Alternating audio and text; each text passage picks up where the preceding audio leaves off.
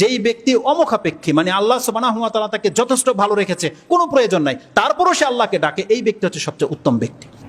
যাদের অঢেল আছে কিন্তু আল্লাহকে ভোলে না, আল্লাহ এমন ব্যক্তিদেরকে পছন্দ করে।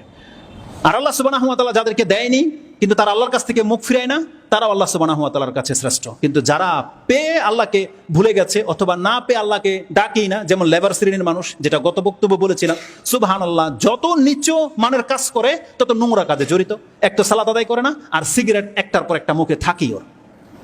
এই শ্রেণীর মানে এত অধপতনে নেমে গেছে। তো রাসূলুল্লাহ সাল্লাল্লাহু আলাইহি ওয়াসাল্লাম বলেছেন সর্বদা আল্লাহকে ডাকতে হবে, এটা হচ্ছে প্রকৃত মুমিনের গুণ। কিন্তু মানুষের গুণ কি? ওই যেমনটা বললাম, সে যখন পায় তখন চায়, যখন পায় না চাওয়া বন্ধ হয়ে যায়। এটা হচ্ছে মানুষের ফিতরত। আল্লাহ সুবহানাহু ওয়া তাআলা মানুষের এই প্রকৃতিটাকে কোরআনের কয়েকটি আয়াতে উল্লেখ করেছেন। তার মধ্যে একটা চমৎকার আয়াত রয়েছে, আপনি সূরা ইউনূস 10 নম্বর সূরার 12 নম্বর আয়াতে পেয়ে যাবেন। তাতে আল্লাহ সুবহানাহু ওয়া তাআলা বলেছেন, ওয়াইজা মাসাল ইনসানা দুরর, যখন কোনো ব্যক্তিকে অনিষ্ট স্পর্শ করে, কোনো মানুষের, এখানে নাস শব্দটা রয়েছে। আপনি কোরআনের আয়াতগুলো যখন ফলো করবেন তাতে দুইটা মূলনীতি দেখবেন। যেখানে আল্লাহ সুবহানাহু ওয়া তাআলা নাস বলবে, এটা হচ্ছে সাধারণ মানুষের ফিতরত। আর যেখানে আল্লাহ মুমিন মুসলিম বলবে, তার মানে এই মুমিন মুসলিম সাধারণ কোনো মানুষ নয়। আপনি মুমিন মুসলিম হয়েও যদি সাধারণ মানুষের মতো জীবনযাপন করেন, তার মানে আপনি মুমিন মুসলিম হইতেই পারেন নাই। যেমন কোরআনে আল্লাহ সুবহানাহু ওয়া তাআলা সূরা আলে ইমরানের 13 নম্বর বা 14 নম্বর আয়াতে কি বলেছেন? যুয়িনা লিন-নাসি হুব্বুশ শাহাওয়াতি মিনান নিসাই ওয়াল বানিনা ওয়াল কানাতিরিল মুকান্তারাতি মিনাজ যাহাবি ওয়াল ফিদ্দা ইলাল আখিরিল আয়া। এই যে আয়াতটার মধ্যে আল্লাহ বলেছেন যুয়িনা লিন-নাস, তার মানে মানুষের কাছে অলংকৃত হলো এই দুনিয়া, মহিলা, স্বর্ণ গয়না, সন্তান, ক্ষেত খামার, বিজনেস। আল্লাহ কাদের জন্য বলেছে এগুলো? যুয়িনা লিন-নাস, মানুষের কাছে। মুমিন কিন্তু বলেনি। আর মুমিনের জন্য কি সবথেকে পছন্দনীয়? মুমিনের কাছে সবথেকে পছন্দনীয় হচ্ছেন আল্লাহ, আল্লাহর সন্তুষ্টি। এই জন্য মুমিন আর নাস, মানুষ, এই দুইটার মধ্যে পার্থক্য আছে।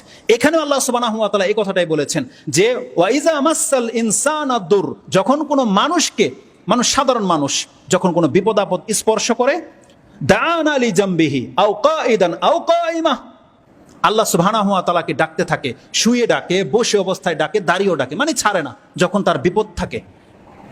দাআনা লি জামবিহি আও কাঈদান আও কাঈমা, যখন আল্লাহ সুবহানাহু ওয়া তাআলা বলছেন ফালাম্মা কাশাফনা আনহু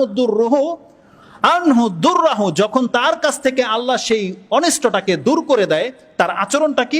আল্লাহ সুবহানাহু ওয়া তাআলা বলছেন মাররাকা আল্লাম ইয়াদউনা ইলা দুররিম মাসসা, তাকে যে বিপদটা, অনিষ্টটা স্পর্শ করেছিল, আর সেই সময় যে আমাকে সে ডেকেছিল সেটা ভুলেই যায়। তার জীবনে কোনোদিন বিপদ এসেছিল আর সে তখন আল্লাহকেও ডেকেছিল, তার কোনো একটা সময় এটা মনে থাকে না। যখন তার গায়ে শক্তি চলে আসে, যখন তার পয়সা হয়ে যায়, তখন সে মরে মরে বেঁচে গিয়েছিল এই কথাটা ভুলে যায়। যে তাকে উপকার করেছিল তাকে পর্যন্ত ভুলে যায়, এবং সর্বোপরি সে আল্লাহকে ভুলে যায়। আল্লাহ বলছেন এটা কাদের গুণ? এটা সাধারণ মানুষের গুণ। কিন্তু মুমিনের গুণ কি? মুমিনের গুণ সর্বদা সে আল্লাহকে ডাকবে, সর্বদা। এই কথাটা আমি এমনি এমনি আপনাকে বলতেছি না।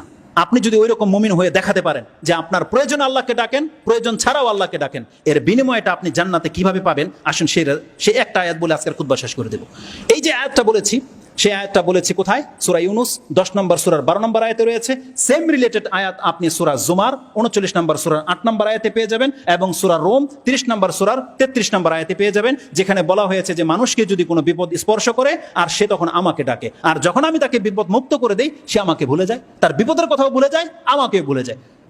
বর্তমান পরিস্থিতিতে করোনা যাদেরকে স্পর্শ করেছিল তাদের রেজাল্টটা দেখেন। যখন করোনা হয়েছিল সে আল্লাহকে এমন ভাবে ফিল করেছে যেহেতু সে জানে আর বাঁচবে না। যখনই তার করোনা চলে গেছে, ওই যে গুটি বসন্তের মতো জীবনে নাকি একবার হয়, আমরা যারা করোনা থেকে মুক্ত হয়ে গেছি আমাদের মনে এমন ফিল হচ্ছে এখন, যাক আলহামদুলিল্লাহ, করোনা এসে চলে গেছে, কিয়ামত পর্যন্ত আমার আর করোনা হবে না, এখন যা খুশি তা। ব্যাপারটা কি এমন? কিন্তু আমাদের অবস্থা তো এমনই হয়ে গেছে। আল্লাহ সুবহানাহু ওয়া তাআলা আমাদেরকে হেফাজত করুন। তো যারা প্রতিনিয়ত আল্লাহ সুবহানাহু ওয়া তাআলাকে ডাকে, আসুন দেখাই এর রেজাল্টটা কত চমৎকার। সূরা তুর সেই 52 নম্বর সূরা, সেই আয়াতগুলোতে আল্লাহ সুবহানাহু ওয়া তাআলা একজন জান্নাতি ব্যক্তির ওপিনিয়নটা কি হবে জান্নাতে, জান্নাতীরা যখন একে অপরের ফেস টু ফেস হয়ে বসবে, তারা তাদের অবস্থাটা বর্ণনা করবে যে তার সাথে আল্লাহ কি আচরণ করেছে, কে কি ছিল, এগুলো নিয়ে আলোচনা করবে। ওই কথাটা আল্লাহ কোরআনে নাজিল করে দিয়েছে, যেটা আপনি কয়েকটা সূরাতে পাবেন। তার মধ্যে সূরা তুর 52 নম্বর সূরার 25 থেকে নিয়ে পড়েন, সেখানে আল্লাহ সুবহানাহু ওয়া তাআলা বলছেন ওয়া আকবালা বা'দুহুম আলা বা'দি ইয়াতাসাআলুন, তারা একে অপরের মুখামুখি হয়ে বসবে এবং জিজ্ঞাসাবাদ করবে কে কি অবস্থায় ছিল, আল্লাহ তার সাথে কি আচরণ করেছে। সুবহানাল্লাহ। তারা বলবে কালু ইন্না কুন্না ফি আহলিনা মুশফিকিন, এই জান্নাতীরা বলবে সেই দিন যে আমি আমার পরিবারের কাছে অনেক ভীত একজন ব্যক্তি ছিলাম। মানে ভীত সন্ত্রস্ত ব্যক্তি, এর কয়েকটা অর্থ হতে পারে। এক, প্রত্যেকটা তাওহীদবাদী বাংলার জমিনে এই খোরাফাতের মাঝে ভীত সন্ত্রস্ত হয়ে আছে। তারা আমাদেরকে মানে গ্রাস করে খাবে এমন একটা আচরণ করে, মসজিদ থেকে বের করে দেয়, ধমকায়, কত কি করে, কত বিপদে আছেন আপনি আপনার এলাকায় তাওহীদের কথা বলতে গিয়ে। তেমনি প্রত্যেকটা ঘরে যারা সৎ ছেলে, প্রত্যেকটা পরিবারে সে কিন্তু ভীত সন্ত্রস্ত হয়ে থাকে, তাকে তার মতো করে রাখা হয়েছে, আর বাকিরা তারা রং ঢং নিয়ে ব্যস্ত। অথবা এর তাফসীর করা হয়েছে ওই ব্যক্তিরা যারা জমিনের মধ্যে চলাফেরা তো করে কিন্তু সব সময় জাহান্নামের ভয়, আল্লাহ সুবহানাহু ওয়া তাআলার শাস্তির ভয়, তারা এই ভয় নিয়ে চলতো। তারা কি বলতো? কালু ইন্না কুন্না ফি আহলিনা মুশফিকিন, আমরা আমাদের পরিবারের মাঝে সব সময় ভীত সন্ত্রস্ত ছিলাম, এই আল্লাহর আযাবকে কেন্দ্র করে সব সময় ভয় থাকতো আমাদের, তাই আমরা রং ঢঙে লিপ্ত হইনি। আজকে আমাদের সাথে কি আচরণ করেছে?